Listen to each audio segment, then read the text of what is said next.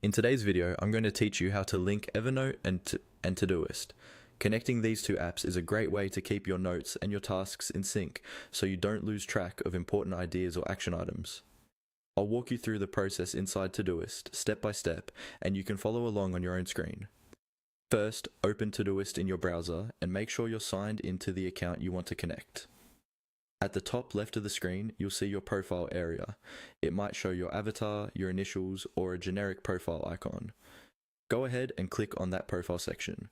This opens a small menu with options related to your account. From that drop-down menu, look for the option labeled Settings and click it. This will open the main settings window for your Todoist account, usually in the middle of the screen.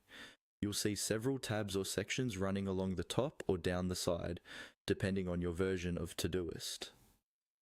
In the settings window, find the tab called Integrations.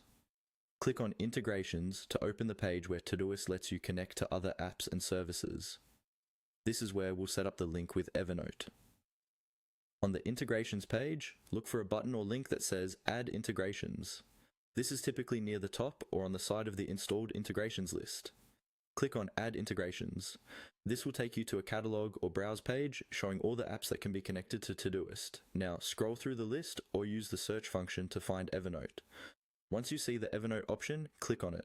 This will open a dedicated page or panel with more details about the Evernote integration and what it can do.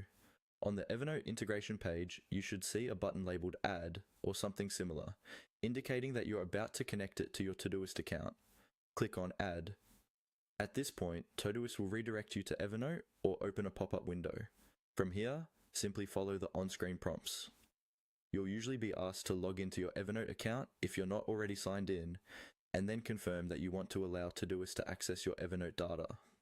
Carefully read the permissions, then click to authorize or allow.